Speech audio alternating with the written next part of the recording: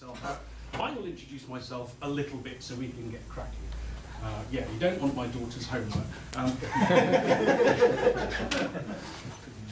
Okay, so I rejoice in the job title of Chief Hacking Officer for Oracle Corporation. I run a very small team of security researchers, and what we do not do is security sign-off, right? The best description of my team is that we are the large hacker collider. We take Oracle products and we smash them to pieces in our labs, and then we look at what comes out of the detritus of the collisions, and we try and produce advice for the rest of the company. We have, frankly, far too many products for us, or any team of any size, to be able to go through in any kind of sensible way, right? There are, last count, I think, something like 1,300 products, but that goes up every day as we acquire companies. And we have such an aggressive acquisition program, I should say, welcome to Oracle. Resistance is futile. Your technological and biological distinctiveness will be added to our own at some point, I'm sure. And so what I'm going to do today is kind of a case study for what we do in my team. We take a product, we analyze it in various ways, and we're going to concentrate on a PIN database we managed to get hold of, and then we try and produce advice for the rest of the company. What we're not into is we're not into helping the hacker community in any way. Our interest is in defending our customers. If we get an exciting tool or something out of it, that's fantastic, and that's a nice, pleasing side effect. But we're not about, excuse me, but I'm raging cold here, we're not about trying to develop hacker tools per se. That's not our focus. Our focus is on improving the products for our customers. Now, to make this a bit of fun, I thought we could all have a go and make this a live research exercise. So I'd like you all to think of a pin that meets these characteristics between 6 and 10 digits in length, and that you have a chance of remembering, and write it down and hand it in to our host. Wherever he is, right, he's going to click them in. So please get your pens and papers out while I write down a pin, and remember it, or keep a second copy. It doesn't matter, because I'm going to ask questions about your pin during this presentation. Okay, so here's the outline of the presentation. I'm going to describe the system we attacked in this particular case in very broad terms. We're going to have a look at how we might attack the system using very hacking and cracking techniques. And then we're going to look at how we might visualize the data. So we're going to do some numerical analysis on the PIN data set to see how we might visualize what it is. And then we're going to try and generate some advice that we might give to the operators and developers. And finally, we'll come to some conclusions. And if there's time, we'll do some questions. So, system characteristic. This work was done several years ago, and the product and the system is no longer in use. So I can talk about it reasonably freely. If it was in use, I wouldn't be able to. Okay? I'm not going to provide any details at all about the system, of why we were looking at it, what we found when we looked at it. I'm not going to disclose vulnerabilities in any way, assuming there were, because there might not have been. But you're going to assume there are, but I'm not going to tell you about them if there were. Okay? I'm not going to reveal any pins. It's fairly obvious what the pins are, but I'm not going to make it easy for script kiddies to just go and take my presentation and turn it into a tax tool. If you want to do that, you've got to do some work yourself. No customers were harmed in the making of this presentation. Okay, that's absolutely vital. If you're an Oracle customer, relax. Your data was safe throughout and since. Okay, the system required pins for a reason. It wasn't just a wild experiment. And the reason I asked you to choose a pin in within those ranges is because that's how the pin space was managed in the particular system we were analysing. So what did we capture? Well, we got the pins. We got a complete set of clear text pins for all 12,000 users. In fact, we got a bit more than that. We got the database, which contained an email address, a telephone number, and a pin. Now, before we wanted to proceed, we wanted to have a quick data sanity check. Was it worth carrying on? Well, the email addresses looked reasonable. We didn't validate them against an LDAP directory or anything like that. They just looked reasonable. The telephone numbers were user-entered data when users registered with the system. And there were a few bogus false ones in there, but there were a very small number of bogus telephone numbers. So the system wasn't sucking in data from a PABX or anything like that. nor is it taking direct, it wasn't seeding its data from a corporate LDAP directory, it was a self-registration system, and there were relatively few bogus numbers, so frankly we just ignored them. For the purposes of the analysis, we considered that good enough. And here is the frequency of the telephone numbers. So we can see there were a few people down here who were using their extension number, but the vast majority were a sensible sort of length for a telephone number. Some people at the far extreme end were going for the full international dialing code. Down here they were dropping off area codes and things like that, but they looked reasonable.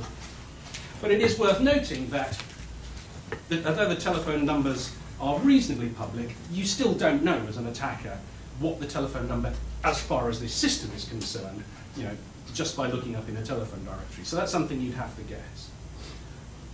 Okay, so what we're going to do here is look at the effectiveness of various hacking and cracking techniques, right? Because what we're trying to do, excuse me, is come up with a sensible assessment of the risk in this system, right? Therefore, we need to know how effective a hacking and cracking techniques might be if they were deployed against this system. And we're going to look at it under 5 headings.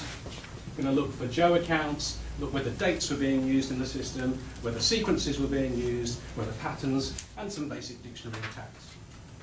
Okay, a Joe account is where the password is based on the username, which of course in our analysis means the PIN is approximately related to the telephone number, or the PIN is approximately to the email address. Okay, and this is what we found when we do the results. Now the good news is, as you can see, a relatively low number of people were actually using their PIN as their telephone number, and it is worth remembering the telephone number is the telephone number in the system, not necessarily their real telephone number. The most significant case is clearly where the PIN is essentially a fragment of the telephone number. That's what that means, right? So the telephone number contains the PIN, and the PIN is based on the telephone number. The other analysis techniques weren't particularly useful, okay? But we did make a couple of other observations, right? Where the length of the PIN is the same as the length, then the PIN is the telephone number, with some degree of certainty, right? And again, about 5% of cases appear to be Joe accounts. But it is worth noting in terms of risk that about 0.7%, i.e. approximately 1%, that's certainly good enough for an automated attack. Right, you're going to pull out about 90 real users. That's good enough for an automated attack and gives us our first assessment of risk. Okay, next look at dates. Right, we decided a PIN is a potential date if it is either 6 or 8 characters in length with European and American formatting. And we chose these ranges based on an assessment of the user demographic. We thought that would be an interesting range to choose. And what do we get? Well, if you look at things that look like 6-digit dates, we get a pretty picture like that. And if you look at 8-digit dates, we get a pretty picture like that. And it's pleasing to note that they are, broadly speaking, fairly similar. Okay, so what that teaches us, that dates appear to peak at birthdays and to a lesser extent life events, i.e. based on the demographic of our suspected user communities, i.e. your birthday or the birthday of your first child or your marriage or something like that seemed to be what people were choosing. Okay, where it was a 6-digit PIN, it looks like about a third of them appeared to be a date. Where it was an 8-digit PIN, it also appeared that about a third of them appeared to be a date, which gives us an overall figure of about 25% of the PINs had the format and look of a date. Hurrah! Sequences. We then defined a small database of sequences as something like repeated digits, increasing digits, or decreasing digits. And we came up with a very small dictionary of about 113, of which, pleasingly, we found about half of them in the real system. Hurrah! A nice, efficient dictionary. And look, about 14% of the pins turned out to be a sequence. So a nice, effective thing. We then looked at patterns, i.e. people creating pins based on patterns from the keyboard on the phone. Do people do this? Okay, so we defined a very small dictionary of 16 starting digits, 16 starting 3-digit patterns, and then we compared the first 3 digits of the pin against the pattern, and well done. About 12% appeared to start with a pattern, but of course a pattern is a sequence as well. 1, 2, 3 is a line across the top, so let's give us a fair assessment of if we remove sequences. Well, we end up with about 3% appear to start with those patterns, and we could do more analysis on this and find out what those patterns really were in use. We didn't do that. We noted in the actual research that it was about 270 unique patterns appeared to be in use. So we start with the 3-digit and down the thing, around the houses, about 270. So there's quite a few more patterns to add to our potential dictionary of interesting things if we wanted to choose that. Okay, next question. Do users convert words into numbers for pins? We don't know. So we used 3 dictionaries. We used a hacker dictionary of uncertain and dubious origin. And I have no idea where it came from. My team started, excuse me, more years ago than I care to remember, at least 10. We did create a password dictionary for our work at the time, and I've long since forgotten where it came from, but it's still useful and it's quite large. We also did some naughty work, because we also maintain a database, and I'm going to come back to this point later, of cracked passwords from other systems, and we thought, well, do people reuse their passwords? That would be an interesting thing to do. And we converted them using that standard, i.e. what you would do for texting on your mobile phone. And what did we find? Well, our general purpose hacker dictionary was bloody useless, but look at this. Much more effective when we tailored the dictionary to what we'd already seen. So we have some evidence of reuse. And in fact, it does turn out, when we looked into this a bit more detail, that actually quite a few users were using PIN numbers anyway, and they just happened to be using the same PIN numbers for this system. Fine. So, we've done some basic hacking and cracking on our techniques. We've learnt a bit about the numbers. How can we visualize the data and see whether that provides us any useful way in which we can judge the effectiveness of any remediation mechanisms we'd like to put in. Okay, so we're going to look at the properties of the pins as a whole.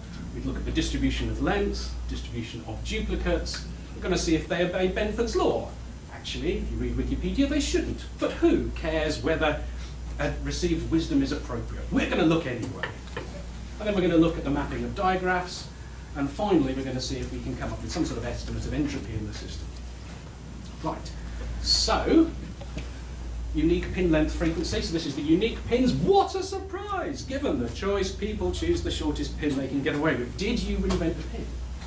How many people invented a 6-digit pin? Let's see a show of hands. Nobody did invent a pin, you swines. Well, we'll not do that then. But there you go. I bet if you'd given the choice, most people had invented a small pin. Actually, we thought it'd be fun to compare it against our hacker dictionary, and it's not a surprise. It was bloody useless. Because, of course, there was nowhere near enough 6-length words. There were probably a bit too many, or appropriate length, depending on how you want to regard the efficiency of the dictionary. It didn't stand a chance. Okay, that was that. Just an interesting observation by the side. But can we use the length of a pin as an efficient predictor of what the pin might be? Well, the answer is yes, we can. Right? Look, as the pin users tend to choose the shortest length they possibly can get away with. Where they choose the long length, guess what? It's the same as their telephone number. Right? We actually, for the 6 lengths, we have a pretty efficient way of determining what those are. Right? And when we get 8th lengths, we get more efficient because of the dates. But look at the sequences drop away here. Right? So we can conclude that pin length is a reasonable predictor of what the pin might be. We can certainly make a more efficient cracking tool if we choose that. Okay, so let's look at duplicates. 399 pins were duplicates of about nearly 3,000, i.e. 21% were duplicate accounts. What's the frequency of the top 50? Look at that! Right, so it drops away remarkably. Now these weren't system-generated pins. I want to emphasize that. People were choosing the same pins voluntarily of their own free will, right? So it turns out that people aren't as unique and as individual as they might like to think they are. And I think that's a powerful thing, and I'm going to come back to that later because I think that leads to some interesting possible further research. Howard, I have a question. Why didn't you use 4-digit pins? I've been using 4-digit pins for Bank of America, for instance, for the past 20 years. Well, I don't know because I don't know the system design parameters, right? This was not a telephone banking system or anything like that. This was, you know, I think it was an early WAP-based system, and that's just what they chose. And I think they wanted to get more security. Thought the longer the pin space, the more security there'll be. Okay, that's the definition of Benford's law. It's the first digit law, and it basically says that the first digit in a naturally occurring number tends to be biased towards the lower digits. So, do pins follow Benford's law? Well, Benford's law doesn't include leading zeros, of course, so I've added that and that doesn't plot it. You can see it falls away nicely. But yeah, there's kind of that shape about it. It's sort of interesting. Is it statistically significant? I'm not an academic. I don't care. It's interesting. That's good enough for me, right? And it has the same sort of shape if you look at the actual one including duplicates, or if you make them unique, it's the similar sort of pattern. Okay? So that it seems to me that the majority of people, or at least 30% of people, are going to choose a pin that begins with 1. Right? So that's a percentage. We just normalised everything to start with 30, just for the sake of giving us a shape. Right? Okay. So what about other digits? Okay. So this is a digraph. This is the number of times the 2 was followed by a 0, followed by a 1, etc. So we got a nice mapping like that. Far too complicated and far too dull to look at that. So we were naughty, we shouldn't really do that, and we plotted this as a surface contour plot, and we get a nice pretty picture. Now, of course, mathematically, that is not the right thing to do. It should be a 3-dimensional bar chart, but hey, this is prettier, and it is just a nice picture, and it shows us that there is a bit of a pattern there. Okay, so that's digraphs. What about estimating entropy? And here we have the graphic equalizer of entropy, right? Right? We assert that if there was this infinite entropy, we would have the same number of 1s and 0s and 9s across this, so this should be a straight line. If we believe Benford's law holds for pins, then we might expect a little bit of a base lift, but certainly not that, right? Now, whether that's statistically significant or not, I haven't done the analysis, frankly. I don't need to. It's good enough for my purposes. And what we've done is shown that, yeah, okay, interesting. Fine, all very well. Can we do anything useful with this? Can we apply those visualization techniques to see whether we can measure the effectiveness of any pin control mechanisms we might want to put in place, right? So we're going to define a safer set of pins that includes the really obvious pin equals telephone number and sequences, just for the sake of this kind of comparison.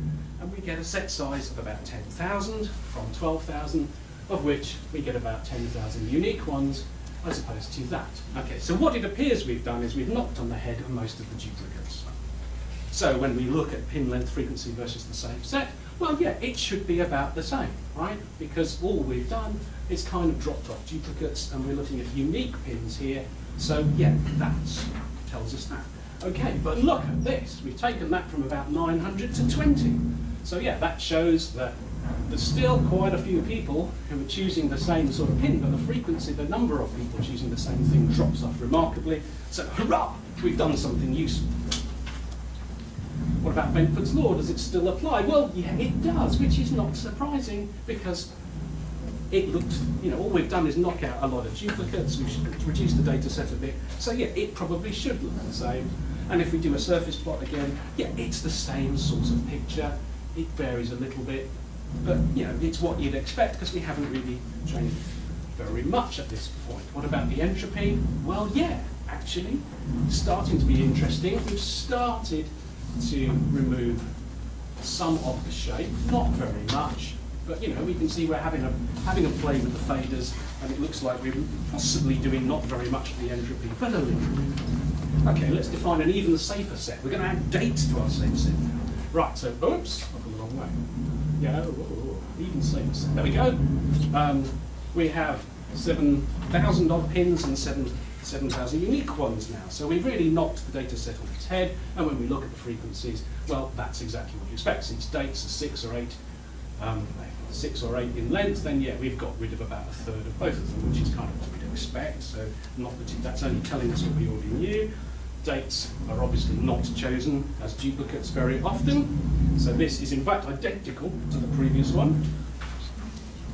And if we look at Benford's law, well, it kind of still holds, but it's beginning to flatten out now. But it's still got the same kind of shape, so that's quite useful. And look what we've done to this. Now we've completely changed our surface plot. So we've certainly had an effect now. So that's just interesting, pretty picture.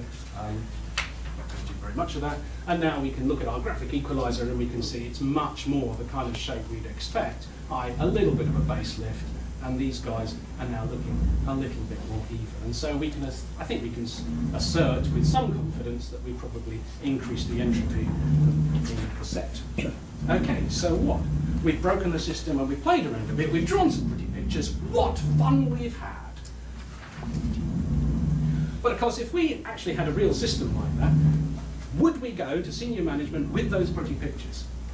Well, we might, and if we're lucky, we might see them dribble.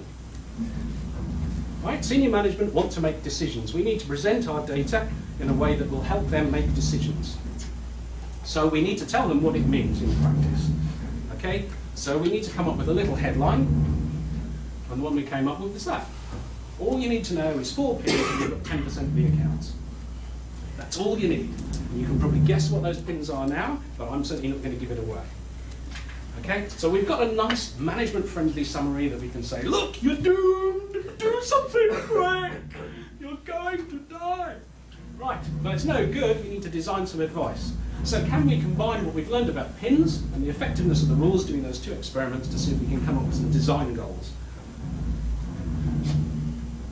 Now, important point, we've only got one chance to get this right. Right? However we got that data, we're not ever going to be able to get that data again, right? Because that is absolutely going to go into one of our recommendations. Okay? If we get this wrong, then you know it's our job on the line here, because the next time this goes wrong, it'll be a real attack, and people will be asking us questions about our advice. And secondly, we mustn't make things worse. It's very easy to come up with all sorts of funky schemes that would actually reduce the security of the system, right? So we're not going to come up with things that involve storing password histories in clear text so we can measure their, right? We're not going to do that. We're going to do simple things. Okay, so we're going to do a very course, and I'm not pretending to you this is anything like a formal risk analysis or threat model or any other of these funky things people like to do. But here is a couple of risks we might present to our senior management, right? We've got to accept the fact that whatever the state of the system is now, it's going to take some time to put in place remediation measures. We have to accept there may be a risk of external rediscovery during that time period. And so we're going to need to have a countermeasure plan in place. Now, we might decide the system is of such limited value that we're not going to worry about that. We'll just bear it in mind in case it happens. It might be a business critical system of such importance we can't stand the risk and we must turn it off. Or we might go somewhere in the middle and brief legal and PR so that they're ready to go should it happen. Okay, so data exfiltration, as we talked about, right? Whatever the reason we got this data, we can't allow that to happen again, right? So we've got to fix it, and that means we'll never see the data again if we do our. Okay, so then we get to some more specific attacks. Are we worried about offline attacks? Now that would indicate something wrong, perhaps with our backup strategy, or you know, it's just inherent in the design that somehow this data is, can be accessed by people like systems administrators or other people. And if we really care about that, the data is of that sensitivity, then we're going to have to do some fairly heavy-duty crypto. We may even have to remove user choice from the pins, so we might have to generate them randomly in order to guarantee the entropy or something like that. And that's going to involve significant changes to the UI. And that's probably going to be out with the scope of something we can do simply. But we might need to do that if we really consider that a significant risk, right? And then I've defined bulk access, right? Okay, so bulk access, what do I mean by that? I mean an attacker who does not care who he gets, he just wants to get an account, okay? So he's just going to take the telephone directory, dial up every single number and try a pin or password, 1 or 2, and then move on if he doesn't succeed. Okay, so I'm going to assert that to reduce that risk, we want to reduce the number of pin duplicates. And we're going to need to look at pin expiry and account lockout mechanisms and all those other good things. But that's going to really deal with that, is reducing the number of duplicates. And then we have, finally, a risk of targeted access. And that's where an attacker is after a specific individual, and obviously then we need to apply the normal sort of techniques to reducing the likelihood of being able to guess that user's password, i.e. if they are members of Facebook and they like to, here's a picture of me on my birthday yesterday, LOL, being sick, right? We need to obviously try and reduce that. So, right. So for bulk access rules, we want the pin space to be as large as possible. because we want our putative attackers to have a harder job as possible. Okay, so we tested rules that already reduced duplicates, and they were sequences and telephone pin. Right, were they effective? Well, yeah, I think they were. Actually, we were just playing around, but that was good enough. You know, previously the top 4 pins got 10%, now the top 10 gets us only 106. And they're quite difficult to guess pins. Okay, so before we go formal with this advice, we probably should review the duplicate pins that remain and see if we can improve our dictionaries in some way, but I think that was probably good enough. Now, we experimented with dates, but we didn't include pins based on the telephone number. That was probably a bit of a drop-off. But nevertheless, the data did look more random, the very first order of approximation. So the question then should we block all dates? Well, interesting question, because clearly there are a bunch of issues there. A date doesn't have to be a bad pin, right? A date based on your birthday is a bad pin. But still, an attacker has many options in choosing the date format. He might know you're American and choose an American format date. He might not. He might choose a 6 or 8 digit. He's still got a number of guesses, right? So maybe this is a case where we actually should worry about user education rather than some electronic measure. Maybe, right? We've got some hard thinking to do that, and we might want to take into account what account lookout and auditing mechanisms are in place. Okay, so we're going to come up with a set of simple recommendations so we can fix data exfiltration, like we already talked about. We're probably going to do something about hardening the cryptographic mechanisms. Clearly, if we got the data, somebody else could, so we're probably going to recommend we do something like that. We're going to implement the following pin rules for sure. A pin that is approximate to a telephone number rather than just equal to a pin that's a sequence. That will knock on the head duplicates and some of the more obvious attacks. And then perhaps we should provide better education at the point of pin choice, especially regarding dates. Right? We might choose a different way of handling dates if we really were funky, but we certainly don't want to capture PII. We don't want people to enter, oh, he's into your birthday, when they're choosing a pin, because that would then take us into the realms of collecting PII and all the pain and misery that brings us, unless that's part of the system already, in which case we might want to use it for that purpose. And then finally, once we've done that, we want a pin expiry mechanism. Okay, so that although we have a database of real pins, then it ceases to be useful for anything other than research purposes at that point, or you might think. Okay, so those are the kind of recommendations we might put together for the operational system. And the nice and pleasing thing about this is at least these guys, okay, can be turned into developer recommendations that we can carry forward to any future design system that's designed to work with pins. Okay, because these are relatively straightforward, not particularly controversial rules that we can encode in some standard functional design, standard functional specifications, or something or other security coding standard that might be useful for developers. Fine. Summary and conclusions. Right. User-selected pins are not random numbers, I assert. Users tend to choose the same pins, right? 21% of people chose a pin that at least one other person had chosen. And of course, there's the standard balance between threat and vulnerability. Sequences, I think we can sensibly get rid of, but taking away dates, we'd have to do some serious thinking about whether that was a realistic thing we could do. But I think there's some further work, and I think there's some ethical considerations we need to bear in mind for doing this, right? Now, I know that when it comes to engineers, right, ethics is a difficult subject. Engineering is to ethics as Luciano Pavarotti is to ice dance. Right? We're all particularly pathetic at it. It's quite entertaining to see engineers struggle. We're not trained to deal with ethics. We don't do those things. If you are at university and you happen to have a medical school, then why don't you go to some of the medical ethics lectures? It might be quite interesting and you might learn something. Actually, if you are at university and they happen to have a journalism school, then you might like to go on a headline writing course, because that's sure as hell going to help you summarise whatever reports you come up with for senior management in later life. So, it's very difficult to get hold of real data and to keep real data. Now, the question therefore is, would it be sensible to just ask people for a password and then do research on that on the basis that they would come up with something plausible? And then what sort of data size would be required to do that? But if so, should we do it? We know, because we've already found out, that people tend to choose the same sort of passwords. If I ask you to choose a PIN for research purposes that is plausible, the chances are it'll be a real PIN for somebody else. It'll be just as dangerous as a real database, right? So I think we have to worry about how we collect and what we do with this data.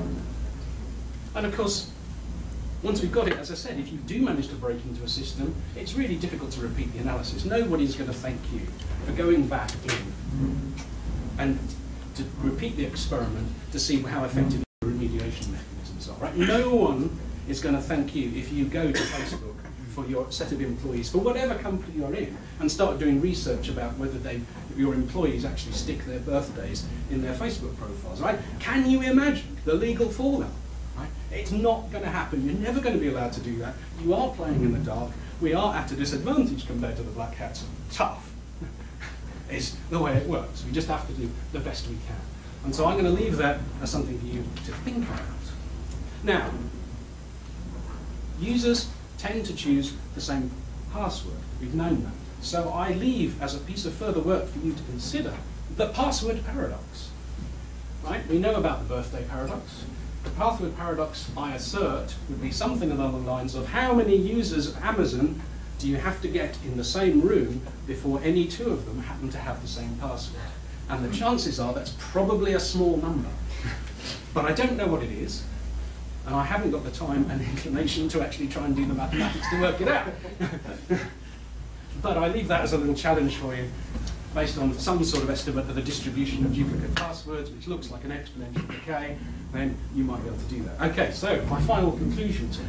As we've said, given the choice, over half users choose the shortest permitted PIN, even with no default PIN. About 20% of people choose the same password, right? 25% appear to be a date, 5% appear to be related to the telephone number in some way, 14% are a sequence.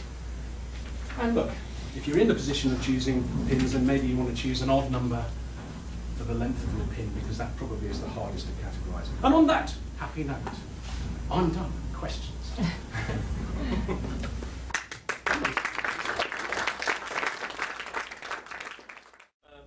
Is that we have to look at PINs and passwords not at a particular application or one password in isolation, but all the PINs and all the passwords that a single person uses. Because there are other investigations that show that people might have 20 or 30 services they use, but it turns out they only have actually 2 or 3 different PINs or passwords or schemes, where when I say scheme, that means the same kernel of a password, and I simply add a prefix or a suffix. So you've done a beautiful analysis of a database of passwords, but how could you analyze all the passwords of this or PINs of the same person? You know, that would. I assert that you can't, and you shouldn't.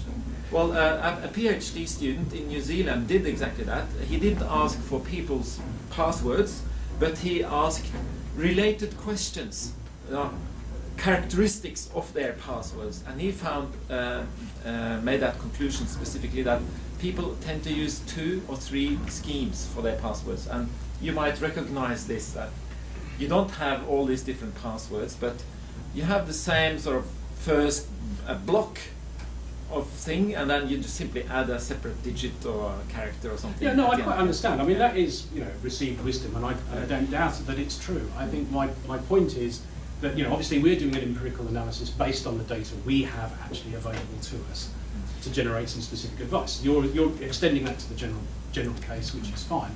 But I would argue that kind of research, while very interesting, is also straying into rather dangerous territory, particularly for us in industry, right? I mean, if you want to do that kind of research in academia, well, fine, but for us, I can't do that. I can't go to, Oracle staff and say, guess what? We've worked out what all your passwords are. Here they are, right? The implications for that are just phenomenally bad, right? So we just can't go there. That's the problem. And we do have an ethical problem, which puts us at a disadvantage, and certainly in industry, because there are certain things we sensibly can't research into without risking all hell breaking loose, right? I mean, particularly for an American company, which tends to have very good lawyers. Right? There are some things, some places we just can't go, and that's fine. I'm happy with that, because as I say, I think it puts, were we to try and create those kind of databases, well, what would we do with them? Where would we go, right? I mean, there comes a point where you have to tell users, your user community, here is some advice, right? And if you choose to ignore that, well, where do you go? I mean, you need auditing, you need backups, you need log files, you need to be able to detect attacks. I don't think you can sensibly protect against them unless you start going down the route of handing out random passwords, in which case you create another set of user problems, right? Some of the military systems will hand out randomly generated passwords. Well, fine, but what do users of those systems tend to do? Well, they tend to write them down in some obfuscated fashion in the back of their diary. Is that any better? I don't know. I don't suspect so. But your point is valid. I don't think it's something we can really do much except acknowledge. I'd like to go ahead and add to that. So he covered that somewhat in mentioning, in the event that you have a database that you have access to do analysis on in the first place, well, the problem is that you got access to it, and of course, once you do the proper work, you won't be able to get access to that again. So, in a way, it's an extension of it, you're falling back to asking users what kind of pins they use or what construction they use, and that in and of itself would, I think, highly bias the data to a significant extent. Maybe you can rule some of that out statistically, but to a great deal, if you just ask users, like, what kind of passwords do you use, I think a lot of people are going to suddenly create better systems than they have.